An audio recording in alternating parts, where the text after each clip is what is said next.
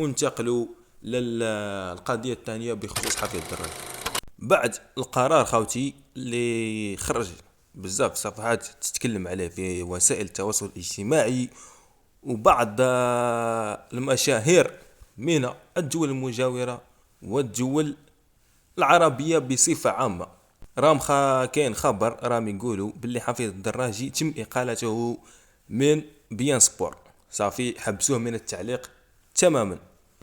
بعد التغريده اللي نشرها حفيظ الدراجي يقولوا، انا حقيقه التغريده ما شفتهاش، المهم قالوا لك باللي نشر خبر باللي راه تضامن مع ايران بعد القصف والعفايس اللي دارتهم ايران مؤخرا كامل، راكم شفتوها، القصف في قطر، في دبي، في المهم قصف بعض الدول. قالوا لك خرج حفيظ الدراجي وتضامن مع ايران وراه يدعم ايران. انا ما شفتهاش، المهم اللي شافها ياكد لنا الخبر في التعليقات. يا المهم خاوتي، خرجوا بزاف قنوات واعلاميين مشاهير لي زانفيونسور قالوا لك باللي حفيظ الدراجي تم اقالته من بيان سبور. خاوتنا العزاز، جينا ناكدوا لكم الخبر الرسمي هنايا في القناه نتاعنا، الخبر الرسمي اللي راح تلقاوه غير في القناه نتاعنا صراحه.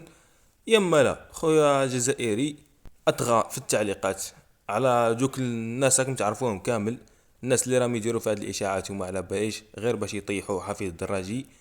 وهذه ماش اول خطره، بعد كاس العرب بعد كاس افريقيا، المهم راهم غير يتيروا برك حتى تجي اللحظه المناسبه باش يكون ما يجيش الخبر صدمك شغل كانوا هيئوا له من قبل.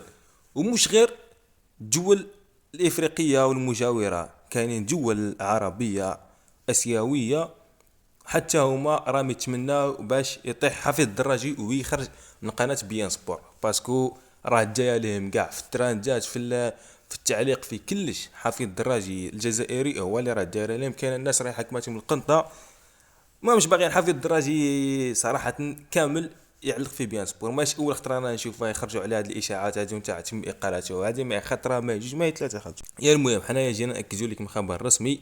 شوف واش قال لك، نفي قاطع، خرج الاعلامي حفيظ الدراجي رسميا عن صمته في تصريح لصحيفه المصريه اليوم، نافيا جمله وتفصيلا اشاعه اقالته او طرده من شبكه قنوات بيان سبور.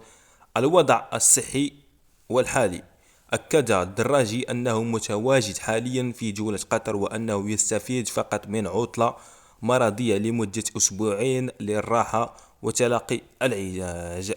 هذه الإشاعات المغردة ومحاولة الاستهداف البائس لن تنال من قامة إعلامي بحجم حفيظ الدراجي الذي سيبقى صوتا جزائريا وعربيا صادحا ومتربعا على عرش التعليق الرياضي. 80 بالشفاء العاجل لعم حفيظ الدراجي وعودة ميمونة وسريعة لكابينة التعليق والإمتاع الجماهير. شاركوا المنشور لفضح هذه الإشاعات والتوضيح الحقيقي للجميع. كما سمعت خالتي العزيز، ما كان لا طرد لا والو، حفيظ الدراجي راه مريض، راه متواجد حاليا في قطر، عطاو عطله نتاع اسبوعين لتلقي العلاج وراح يولي يكمل المسيره نتاعو ان شاء الله. ان شاء الله مسيره طويله كاع يقعد تما حتى انا الاخير نفس خاوتي. كاينين بزاف ناس ماش عاجبهم الحال باسكو حفيظ الدراجي جزائري وهو اللي راه جاي عليهم كامل في الترندات كما نقولوا في التعليق، حتى في التعليق صراحه في الطوب. اسطوره حفيظ الدراجي كما نقول. ايام ما لا كاينين واحد الناس سواء من الدول العربيه الافريقيه او الدول العربيه الاسيويه راهم ينشروا في الاشاعات بالعاني كما كملنا باش يمولوا الحدث.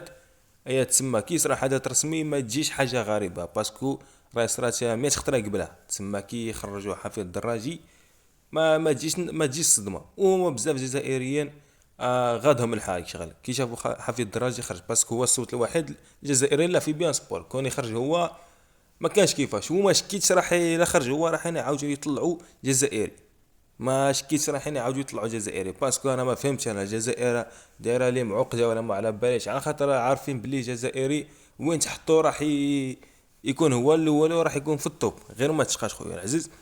يما لا خويا الا كنت جزائري ما عليك واش دير بارطاج هذا الفيديو بليجام والمتابعات والتعليقات في التعليقات كامل، بغيتكم تحكموا من القنطه في التعليقات خاوتي عزيز، سواء كيما تحب شت اللي راه في بالك راك شاك فيه هما اللي راهم يديروا في العفايس هادو باش يطيحوا الجزائري، يتسمى. طغى عليهم في التعليقات خاوتنا، وان شاء الله نتلاقوا في خبر جديد. اي حاجه جديده راهي تبارطاجها معكم في قناه خاوتي.